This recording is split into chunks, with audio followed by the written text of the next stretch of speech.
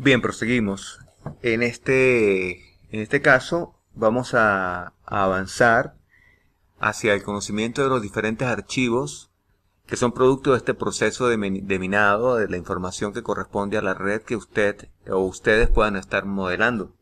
Es decir, una vez que hemos descrito cómo se da el proceso de búsqueda y hemos mostrado ejemplos de cómo nos conectamos a diferentes portales para traernos información, cuál es el resultado, es decir, esa información a dónde va, cómo se guarda, cómo se puede usar, cosa que por supuesto es muy importante, nos parece, porque van a haber otros usos aparte de los que nosotros damos a esa información en esta versión o en la versión actual del sistema que estamos conociendo a través de esta sesión 5 del taller.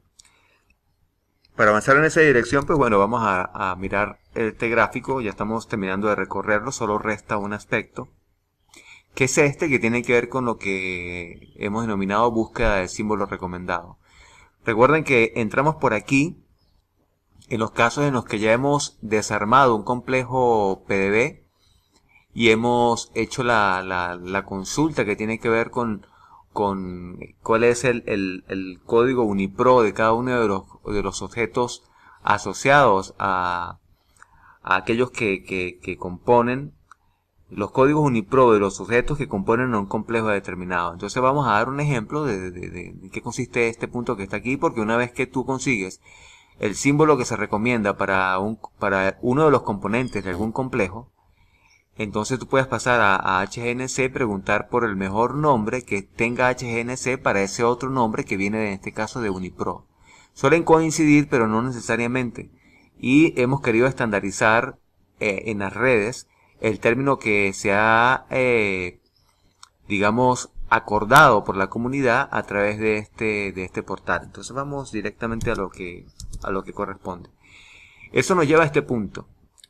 Habíamos hablado de la posibilidad entonces de conectarnos a un portal como PDB, hacer una consulta sobre un objeto particular empleando un identificador X que pueda prevenir de algo como por ejemplo tsbind, en el caso un factor de transcripción, o un objeto propuesto por el experto, o el nombre que uno puede recuperar empleando herramientas como BLAST para una proteína. Total que eso nos pone en el dilema, no en el dilema, sino en la circunstancia de conectarnos al Protein Data Bank para preguntar por objetos como por ejemplo CREDBP. Eso es posible empleando, vamos a dar un ejemplo de cómo es esto, empleando portales como el Protein Data Bank, y en este caso pues nos vamos a esta opción directamente. Nos venimos acá y entonces vamos a ver qué pasa. Esto que ustedes ven aquí es la vista que nos provee el Protein Data Bank para acceder a sus servicios y hacer consultas específicas sobre objetos específicos. Ya lo ven ustedes aquí. Nosotros estamos empleando en particular la opción que se ve al pie de página, como ustedes ven aquí, como forma de búsqueda. Y vamos a dar un ejemplo de cómo procedemos, ejemplo que te ilustraba acá en el texto. La idea es que tú te vayas al pie de página de esa página y allí parametrices la consulta como se muestra aquí. Aquí tienen ustedes la pantalla capturada y aquí están los parámetros que deben indicar. En este caso estamos indicando que vamos a pasar PDB IDs, o estamos interesados en PDB IDs, y por eso entonces seleccionamos esta opción. Estamos interesados en obtener un listado que esté ordenado por relevancia, por el eValue, y vamos a colocar aquí como estructura de la consulta lo que ustedes ven que yo estoy colocando acá, que lo copié desde el texto, desde la monografía, es decir, lo tomé de aquí. Lo tomé de acá como ustedes vieron. Esta es la respuesta que se obtiene. Hay 115 resultados. Respuesta que se obtiene cuando yo hago la consulta aquí. Al consultar, ustedes ven acá, bueno, 126 tengo acá ahora. Vamos a ver si es porque estamos siendo más precisos aquí con esto, de este modo. Ahora no recuerdo la verdad. Pero veamos si hay alguna diferencia aquí. 94, sí. Bien, vamos a respetar, vamos a quedarnos con esto porque es consecuente con la monografía. Y vamos a dar una mirada. Bien, vamos a consultar aquí. Y este es el resultado que obtenemos. Un poco para desarmar esto, vamos a utilizar este complejo que está aquí porque nos pareció interesante, porque es del tipo de ejemplos que queremos ver. El análisis de la composición de un complejo particular, pues lo podemos hacer con una consulta como esta. Entonces, aquí estamos yendo al servicio REST, es decir, el que usamos como informáticos, que por cierto me estoy dando cuenta que no tenemos el link para este paso, no tengo el link en la monografía, lo voy a agregar. O sea, cómo hacer esto que hicimos a través de la web, cómo hacerlo a través de un enlace como el que está acá. Aquí en este caso preguntamos por este complejo y obtenemos para él la descripción de los componentes. Nos interesa en particular para el caso que nos ocupa los identificadores que nos permitan ir a UniPro. Entonces eso es lo que ustedes ven aquí como respuesta. En este caso estamos yendo al Protein Data Bank, preguntamos por un factor de transcripción, se nos dio un listado de complejos, elegimos un complejo de entre varios que pudiéramos tomar. Ahí tenemos que hablar después sobre las heurísticas que yo puedo seguir para elegir complejos, cuáles tomo, cuáles no tomo. De modo que yo incorpore a la red objetos que sean cercanos a la red, que el experto considere que con esos criterios se mantienen cercanos a la red. Un ejemplo que ya hemos expuesto en charlas, quizás ustedes hayan escuchado, es proponernos que de este listado de complejos que el Protein Data Bank me da, que son bastantes, 126, yo vaya navegándolos y cada vez que me consiga un complejo en el que esté aparte del factor de transcripción que consulté, que es CREP en este caso, debe estar algún otro objeto que ya haya sido incorporado a la red. Se entiende que los objetos que ya incorporé a la red, por ejemplo, homólogos, objetos del experto, factores de transcripción, ya están aceptados como objetos de la red. Pues yo voy a elegir de estos 126 complejos aquellos complejos que tengan a CREP y algún otro objeto que ya esté presente en la red.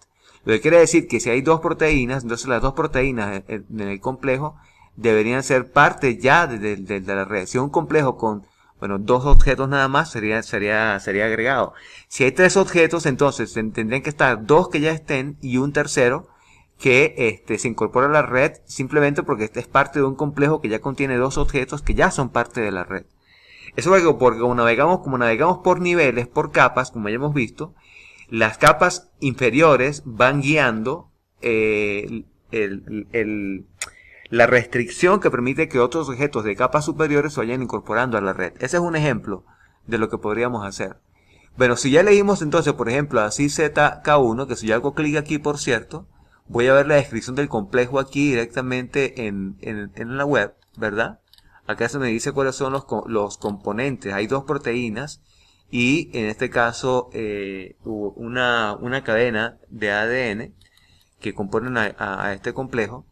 Esas dos proteínas, hablaríamos aquí de un motivo, ¿verdad? Un elemento de respuesta y dos proteínas que se describen aquí y que esto que yo acabo de hacer es el equivalente de esta consulta que estoy haciendo aquí, donde ustedes pueden ver aquí la molécula de ADN descrita según la terminología de PDB. Aquí habría que decir que hablaríamos de C, T, T, G, G, etcétera. Un poco para rescatar que esto es una secuencia de ADN. Ahorita no vamos a hablar de por qué lo representan de este modo. Y las dos proteínas en este caso indicando el código UniPro de cada una de ellas. Por lo pronto nosotros tomamos de allí la información que corresponde acá. Queremos en un paso siguiente incorporar los elementos de respuesta para ir guardando los motivos que corresponden. No lo estamos haciendo ahorita. Biólogos, por favor, atentos con eso. Toda recomendación que ustedes nos planteen es bienvenida. Y bueno, una vez que hacemos eso, entonces tenemos ya los códigos UniPro y ahora yo quiero saber los nombres, los nombres recomendados en este caso, por UniPro, o los símbolos recomendados por UniPro para estos dos códigos UniPro. Cuando digo símbolo me refiero realmente a lo que hemos manejado hasta ahora como nombre. Si yo ahora agarro este código, ¿verdad? Y me vengo para acá y hago esta consulta, entonces estaría buscando en UniPro cuál es el nombre que se recomienda para esta proteína. Ellos recomiendan este. Ahora yo con este nombre podría venir entonces aquí al search de HGNC, colocarlo aquí. Esto de verdad no lo había hecho, vamos a ver cómo nos va. Y ver cuál nombre propone HGNC para este símbolo, para este nombre en concreto. No lo he hecho porque en el caso de CREP realmente no se requiere, porque HGNC nos da un mejor nombre cuando escribimos CREP, que es CREP-BP. Pero estoy usando este ejemplo como para ver qué dice HGNC en el caso de CREP-1. En el caso que hubiese fallado a la búsqueda de un mejor nombre para CREP en HGNC, este sería el camino que estaríamos... perdón, lo que pasa es que en el caso de CREP lo conseguimos por este camino. Me estoy no enredando, sino en el caso de CREP entramos por aquí. Ahora estamos imaginando que hubiésemos entrado por acá, que CREP no hubiese sido identificado con un factor de transcripción y que estuviese dentro de los objetos que se consultan a través de la búsqueda en PDB. Entonces eso nos llevaría a este camino y a buscar un nombre para esta proteína. Fíjense que en este caso tenemos CRTS1 y aquí está CREP-BP con este rango, con esta ponderación. Aparece menos bien ponderada que nosotros hemos manejado en alguna oportunidad el criterio, creo que por lo que acabo de ver aquí sería bueno incluirlo, de incluir siempre los 3 primeros objetos mejor ponderados. Hasta ahora el criterio que se emplea es emplear solamente el mejor ponderado, o todos los que estén los mejores ponderados igualmente ponderados, es decir, cuando este número se repite, que ya lo explicábamos en otro video. Pero fíjense que en este caso, que de verdad no lo había hecho, aparece CREP-BP pero en segundo lugar. Y es el mejor nombre que se consigue por la vía que corresponde a este camino que ya hemos estudiado. Esas son las cosas que suelen suceder cuando uno hace estas cosas en caliente, ¿no? Eso lo hemos manejado, esto es una cosa que vale la pena que incorporemos. Si digamos que hubiese manejado este criterio que acabo de indicar, en algún momento caería aquí, lo que me llevaría entonces a hacer el fetch que corresponde a CREP-BP, y entonces yo obtendría por aquí toda la información que HGNC ofrece y que ya hemos estudiado antes, lo que nos llevaría entonces a hacer este recorrido. Y ya tendríamos entonces el resto de cosas explicadas, de modo que no vamos a repetir más. Repaso aquí para que se aproveche esto. Recordemos que entramos por aquí porque en algún momento fuimos a PDB, preguntamos por complejos para una proteína, se nos dieron un conjunto de complejos, elegimos uno, consultamos los componentes del complejo, hallamos allí proteínas que aún no hemos incorporado a la red, por lo tanto tenemos que minar su información, buscamos para ella el nombre que el mismo que UniPro propone para esa proteína, y luego buscamos para ese nombre el mejor símbolo que HGNC pueda proveer. Lo que entonces en ese punto unifica este camino con este camino, en el sentido de que ya de ahí en adelante las cosas son iguales en cuanto al minado de las ontologías mesh y las ontologías de la ontología de Gene Ontology. Bien, avanzo. ¿Qué corresponde hacer ahora? Bueno, estas cosas las hemos estudiado antes, ya sabemos lo de las combinaciones de palabras clave, porque esto implica que nosotros ya minamos la información, ya salimos de este gráfico y entonces estamos realmente recorriendo este camino. Es decir, ya esto que está aquí quedó suficientemente bien explicado. Bueno, nosotros esperamos que sí, pero en una discusión por la vía que corresponde podemos aclarar aún más. Y ya pasamos entonces, entendemos que este ciclo estamos y es el que nos hace que vayamos a PDB y justamente hagamos lo que acabamos de explicar para minar la información de los objetos que vienen determinados por las consultas a PDB. Y eventualmente, según el número de iteraciones, salimos. Entonces, eso nos lleva a este resto de camino por acá, lo que está explicado en el texto, como ustedes ven aquí. Las combinaciones de palabras claves, todo esto buscando las maneras de definir cómo nos vamos a ir a PDB a buscar los papers. Acá se explica lo de la generación, la combinación de objetos por niveles, cómo combinan los objetos entre un nivel y otro nivel, ya lo hemos explicado antes. Una vez que tengo las las combinaciones de nombres para hacer las consultas a PDB, pues hago las consultas a PDB, obtengo los PubMed ID que corresponden, luego descargo los astras desde PDB, luego desde esos astras yo genero resúmenes de oraciones del tipo sujeto, verbo, complemento que me permiten extraer de ahí los eventos de regulación, cosa que se define cuando pasamos a la fase de generación de la base de conocimiento, permitiendo definir entonces oraciones, o no oraciones, sino hechos lógicos del tipo que ya conocemos, ¿verdad? Como que estoy indicando allí. Eso nos lleva al siguiente punto, que es donde quería llegar. Si ya has minado la información, entonces, ¿qué corresponde hacer ahora? Pues bueno, vamos a estudiar las salidas. ¿Qué es lo que nosotros representamos en archivos que permiten que luego entonces hagamos las inferencias, que son las que al final pues nos permiten descubrir subredes dentro de una red o hallar los patrones de regulación presentes en una base de conocimiento de eventos de regulación? El primer archivo que vamos a estudiar aquí es el denominado objetosminados.pl. Para eso vamos a dirigirnos a el servidor. Aquí no tengo conexión por lo que veo, entonces vamos a hacer una conexión. Vamos a irnos a hacer control L, ssh, taller-1. Esto está en lcar cluster, lcarcluster.uned.edu.be. Sí, todo bien ahí. Vamos a ver si nos podemos conectar de una vez. Pero vamos a hacerle una otra pestaña para no movernos de aquí. Vamos a irnos a otra pestañita por aquí. Y vamos a ver cómo nos va. Ok, la idea es conectarnos aquí y ver los archivos directamente en el clúster para estudiar su contenido. Lo que vamos a ver entonces, mientras esto conecta, oye que bien, se conectó de una vez. Vámonos a taller 1, vamos a herramientas, biopattern, minería, redes, vámonos a bugs y vamos a irnos a una proteína específica que es CYP7A1. Este es el resultado del minado para una proteína en particular. Aquí hay cosas que en este caso, por ejemplo, los archivos .db son bases de datos que no vamos a discutir aquí, pero sí buena parte del resto de los archivos vamos a irlos mirando. Por lo pronto vamos a acercarnos a objetos minados txt, porque quiero hacer un comentario acerca de esto. No está en el documento, pero sí quiero mencionar. Esto que ustedes ven aquí corresponde a lo que nosotros obtenemos cuando consultamos algo como HGNC. Fíjense que tenemos aquí el nombre de una proteína como CYP7A1 y luego tenemos separados por punto y coma. Aquí hay otro punto y coma. Por aquí debe haber otro punto y coma en alguna parte. Aquí está. Separados por punto y coma, nombres sinónimos del término raíz o estándar. ¿Por qué los tenemos así?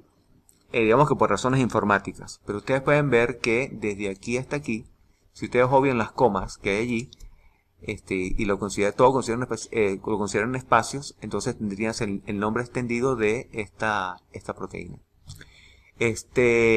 Igual al otro aquí, nombre antiguo seguramente, y así por el estilo. En este archivo entonces se guardan los nombres que logramos minar, nombres y sinónimos que logramos minar para los objetos del experto.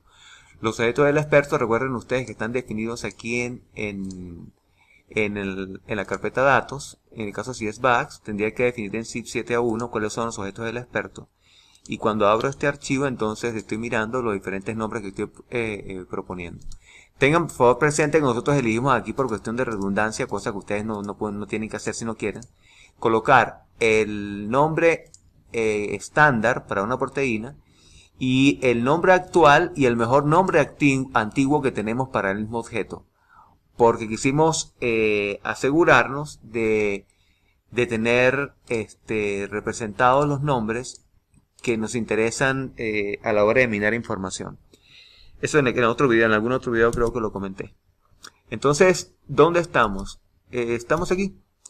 El primer archivo que quiero que usemos entonces es objetosminados.pl. Esta información que acabo de mencionar, esta que está aquí, la empleamos a la hora, por ejemplo, de estandarizar los nombres que van en una base de conocimiento. A la hora de estandarizar, por ejemplo, si me consigo, por ejemplo, un nombre como en un paper, pues yo ya sé que ese nombre lo voy a sustituir por este. De modo que en la base de conocimiento va a tener un solo nombre y no uno de tantos. Para tener una base de conocimiento, pues, bastante, digamos, ¿cómo podría decirlo? Compacta. Bien. Ahora, este otro que está aquí,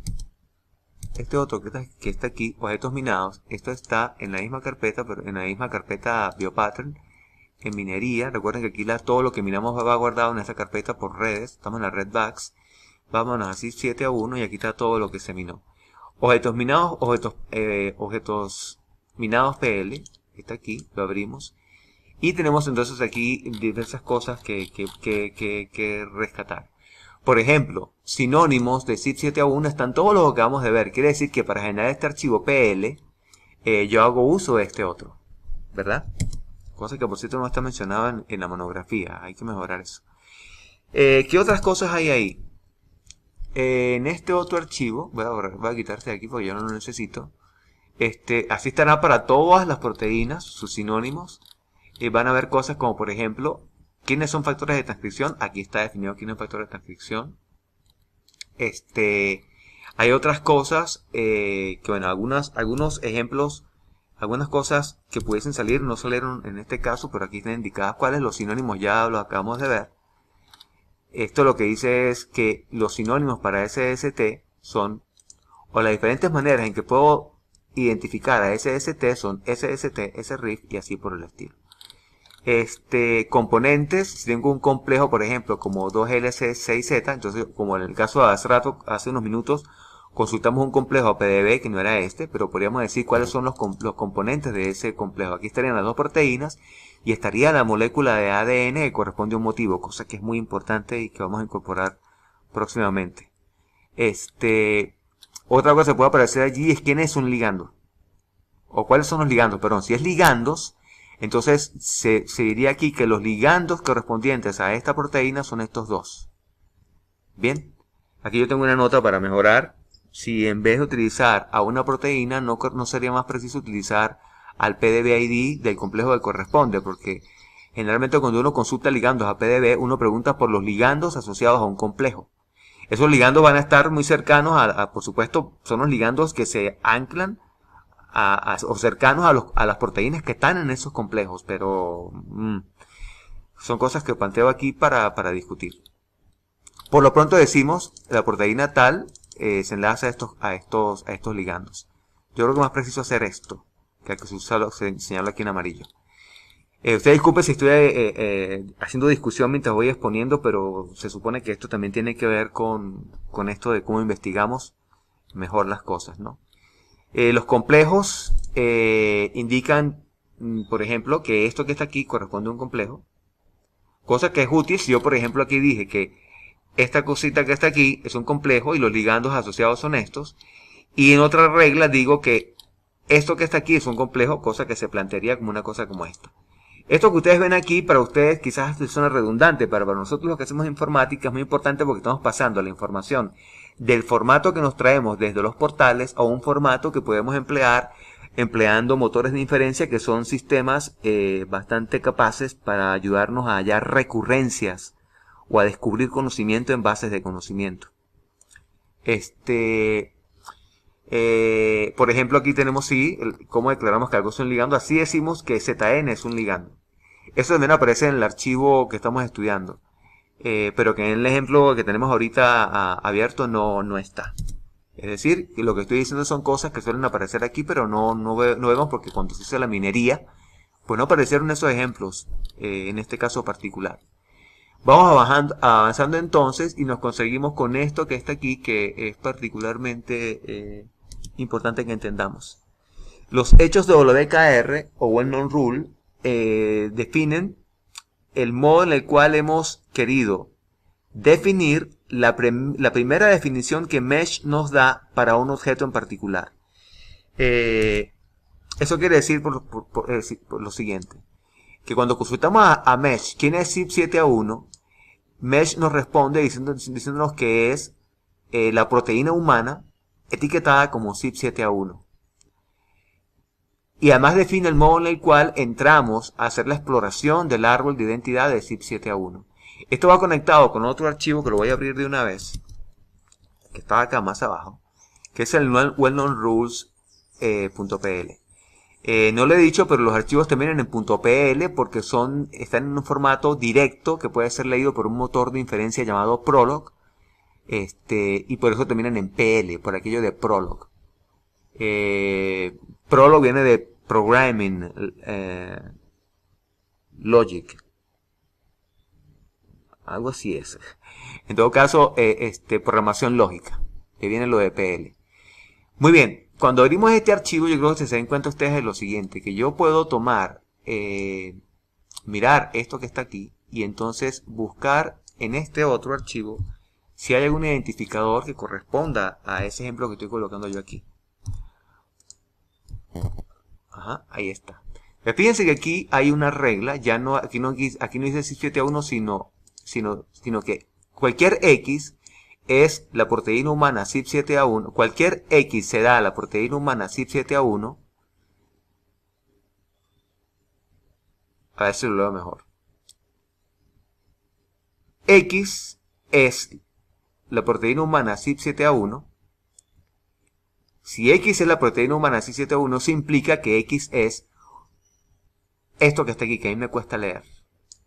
En otras palabras, esta definición que está aquí va conectada a una regla, que es la que ustedes están viendo acá, que establece que si X cumple con esta definición, entonces también cumple con esta. Es decir, esta implica esta. Estamos mirándolo de derecha a izquierda.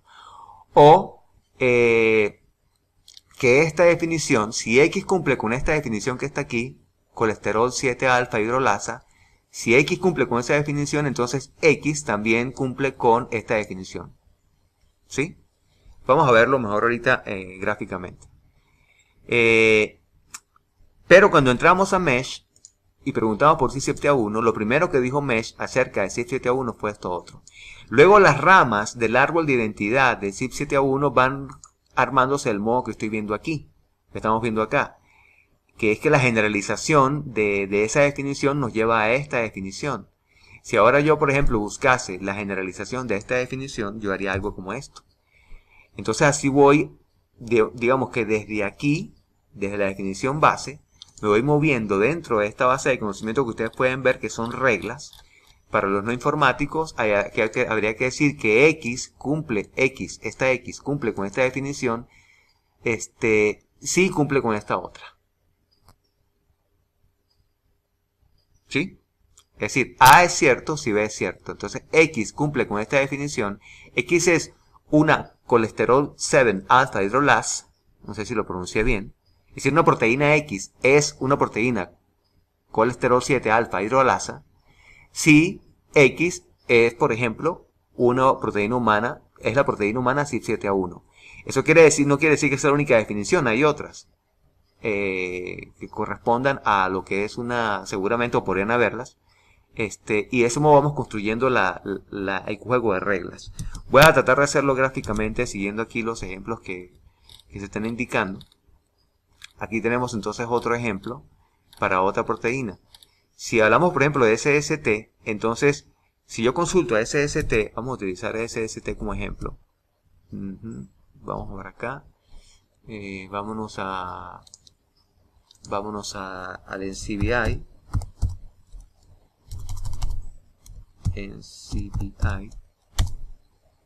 Y en el NCBI vamos a elegir entonces a Mesh como herramienta para hacer las consultas. No olviden que esto tiene la intención de ser CYP7 un taller y que estas cosas que yo hago, pues la idea es que ustedes también las vayan haciendo eventualmente para que ganen la experticia del caso. Si hay algún biólogo presente que ya conoce todas estas cosas, por favor disculpe. Pero fíjense, acabo de hacer la consulta para CYP7A1 y la primera respuesta que yo obtengo es esta. Esto que nosotros obtenemos aquí, nosotros lo utilizamos para definir la entrada en el archivo objetos minados PL que define a CYP7A1. Por eso ustedes ven que dice allí CYP7A1 Protein Human. Que por cierto, Usted ven que aquí hay una coma, ¿verdad? Por esa razón es que nosotros estamos optando por emplear la identificación que veían en nosotros archivos con punticomas para incluir las comas como parte de los nombres y luego sustituir las comas por caracteres piso, pero bueno, eso es informática para los informáticos. Si yo hago clic en este punto, entonces fíjense a dónde voy a ir. Quiere decir que entonces me estoy moviendo un paso más dentro de Mesh para conocer el objeto. Fíjense que la siguiente definición que se me da es esta. Colesterol 7 alfa hidrolasa. Por eso que ustedes ven que en la siguiente definición que ustedes ven aquí aparece este siguiente concepto. Quiere decir que estamos generalizando desde la primera respuesta que todo X que sea una CYP7A1 protein human es también una colesterol 7 alfa hidrolasa. Ustedes disculpen si estoy mezclando el inglés con el español, pero bueno, vamos haciendo lo mejor posible. Si yo hago otra consulta aquí ahora, entonces eso me permite avanzar en esto de minar los árboles. ¿Qué nos conseguimos acá? Fíjense que entonces ahora tenemos aquí la raíz de los árboles y vamos a ir entonces ahora al estilo como explicamos, ya lo vamos a repetir, desde ahí construyendo el resto de los árboles. Ese navegar nos va llevando entonces al resto de las reglas que ustedes pueden ver aquí.